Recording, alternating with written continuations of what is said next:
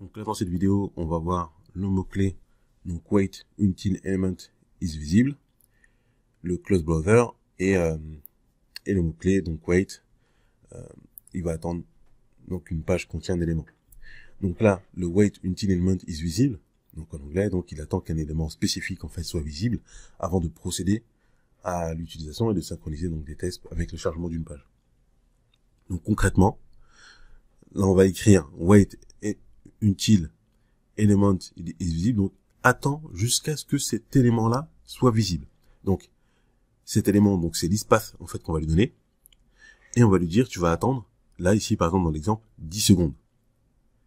Voilà, au max, donc il va attendre 10 secondes. Si dans les 10 secondes, l'élément il est pas bon, donc il va considérer en fait que c'est KO, que c'est pas bon. Voilà. Donc on va ajouter donc ça en exemple. On va ajouter aussi également donc le close browser. Donc là il va fermer en fait le navigateur à la fin du test. Donc ça parfois effectivement, donc nous dans le cas ça se ferme automatiquement, mais il arrive effectivement donc des fois où le navigateur à la fin du test ne se ferme pas. Donc là ce mot clé, donc il va forcer il va forcer donc la fermeture en fait du navigateur. On peut ajouter également donc le wait, comme je vous ai dit, until page content. Donc là il va attendre jusqu'à ce qu'un texte spécifique en fait soit trouvé dans la page. On va donner un exemple. Donc en premier, on a parlé de wait until donc élément is visible. Donc on va attendre jusqu'à ce que, si vous vous rappelez lors du précédent test, il n'avait pas reconnu celui-ci parce qu'en fait l'élément il n'était pas visible. Et donc nous on a forcé, on a mis un slip 2 secondes, 3 secondes. Donc au lieu de mettre le slip, c'est ce que je vous avais dit, donc on va mettre le wait until, non, on va mettre wait until l'élément is visible. Donc qu'il soit visible, que l'élément ici soit visible. Donc on va changer, et pour celui-ci, donc on va attendre until, donc on va attendre jusqu'à ce que la page elle contient du texte. Par exemple, on va lui dire on va attendre jusqu'à ce que, par exemple, cette page elle contient ce texte-là. Voilà, c'est ce qu'on va faire en fait dans ce cas de test. Donc on va aller dans Visual Studio. Donc là ici on va remplacer le slip ici par wait until donc élément is visible. On doit lui spécifier donc l'élément. C'est celui-ci, c'est ce texte, c'est ce champ-là. Bon, normalement j'ai pas besoin de faire ça parce qu'on l'a déjà. Donc là je fais un clic droit, copier, XPath. On l'a déjà ici en fait. C'est pas grave. Donc tabulation, voilà, donc il va recopier le même. Et ensuite, tabulation encore, et on va lui dire, il attend combien de temps au maximum. Donc là je vais mettre 10 secondes. Donc soit, il faut bien comprendre, soit il va attendre jusqu'à ce que l'élément soit visible. S'il est visible au bout de 2 secondes, il va avancer. S'il n'est pas visible, il va attendre 10 secondes max. Au bout de 10 secondes max, là c'est bon, après s'il ne le voit pas, du coup c'est un KO. Donc il va arrêter les 4 tests. On a dit qu'on allait ajouter aussi le close browser. Close browser. Et on va ajouter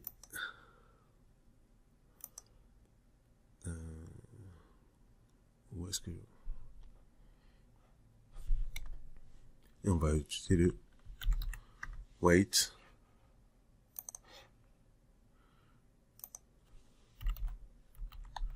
until page contains. On va ajouter donc c'est quel mot que la page elle contient. Allez, on va prendre ça. On va tester toute cette phrase. On va voir qu'est-ce qu'elle va me dire. Donc, j'aurais pu juste mettre un mot, mais voilà, on va tester. Très bien. Donc, entre côtes, normal. Ok. Donc là, ce que je vais faire... Voilà, donc là, je fais CTRL S.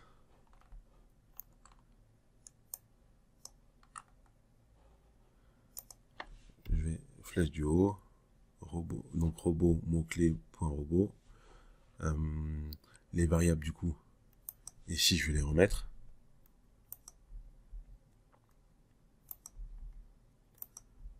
Voilà. On va le lancer directement ici. Et ici, je vais le mettre en commentaire. CTRL, 2 points. Donc on va prendre ces variables-là directement dans notre cas de test. CTRL S. Donc ici, il lance. Voilà. Donc là, il lance. D'accord. Donc quelle erreur il a trouvé? Ligne 2. Documentation.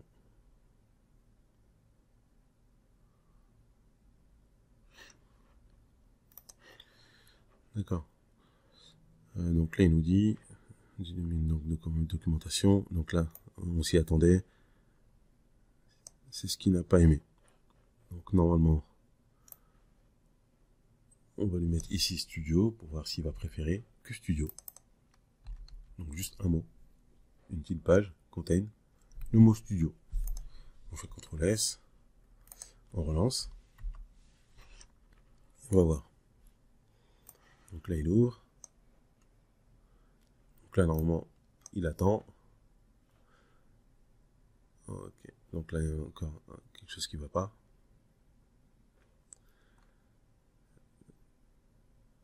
Alors, qu'est-ce qui ne va pas?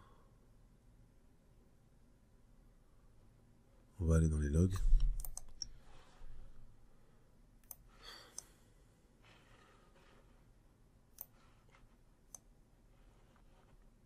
Open Browser, c'est bon.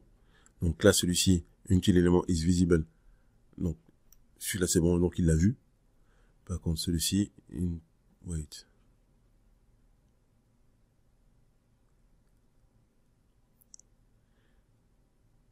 Appear. Donc là, il a fait une capture d'écran. Ok. Donc il dit que Studio, il n'apparaît pas au bout de 5 secondes. Bon, pourtant, on le voit bien ici. Hein. Ok. Alors moi, comment je l'ai écrit? Ok. Ouais.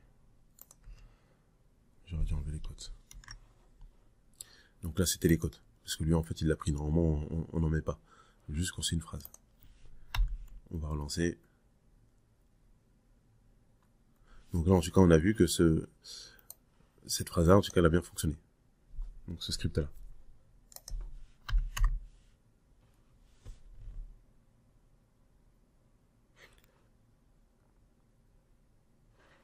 Alors, qu'est-ce qui se passe?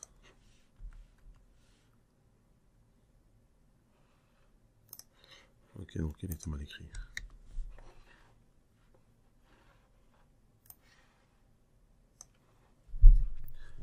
Donc là, il a pu avancer. Maintenant, c'est bon. Close browser. Donc là, tout est passe. On va faire un dernier test. Un dernier test.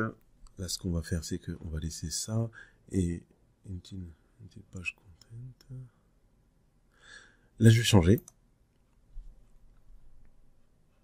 On va prendre un autre élément qui est un petit peu plus lourd, qui prend un petit peu de temps en fait à charger sur la page.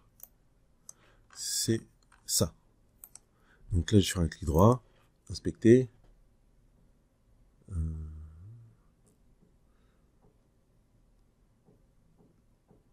Ok. Ouais. Donc déjà, ça c'est un petit peu plus complexe, mais on peut prendre ici l'ID. Normalement, ça devrait fonctionner. Donc si on prend ici l'XPath, donc je vais changer le weight element ici. Donc au début, non, je ne vais pas le modifier en fait.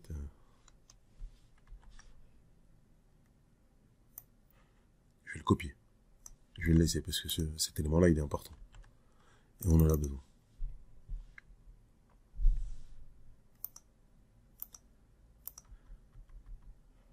On en a besoin. Donc, je suis copié, XPath.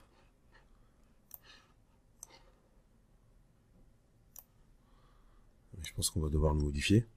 Donc ok, c'est pareil, on va devoir le modifier. Très bien, ça nous fait faire de l'exercice. Donc ici,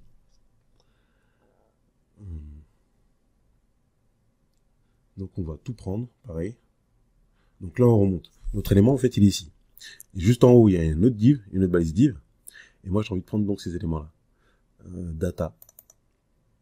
Donc data ID.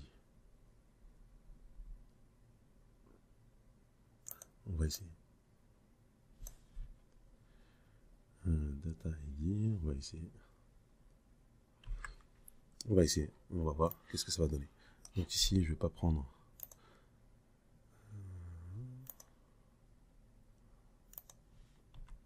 Voilà. À la place de ça, je vais faire ça.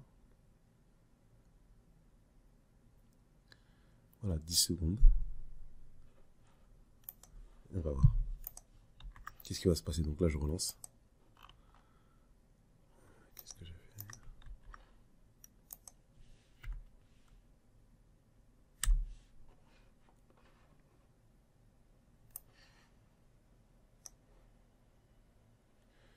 Ok. Donc là, il y a une erreur.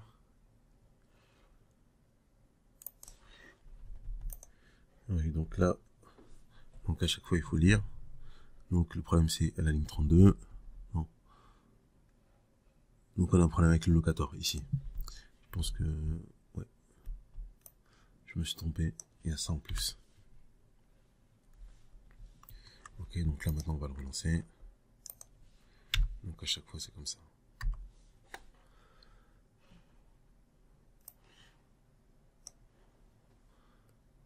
Là, il a l'air d'être passé. Et donc, il a bien vu. Ah. Par contre... Donc, il a attendu. Tout est passé. Pourtant, dans la page, je vais le relancer. En tout cas, là, c'est bien passé. Mais... il y a un truc qui est intéressant. Donc là, je descends. Ah si, bon, il est apparu. Bon, je pensais qu'il mettait un petit peu plus de temps à apparaître. Mais en fait, non. Donc, du coup, on est bon. Donc, on a pu voir nos différents mots-clés. Donc, wait until element is visible. Wait until element... ouais, donc ça, c'était une image. Donc ça, c'est un champ. Et wait until element page content. Donc, le mot studio. Donc, attends jusqu'à ce que la page elle contienne le mot studio. Hop. Et ici, le close browser.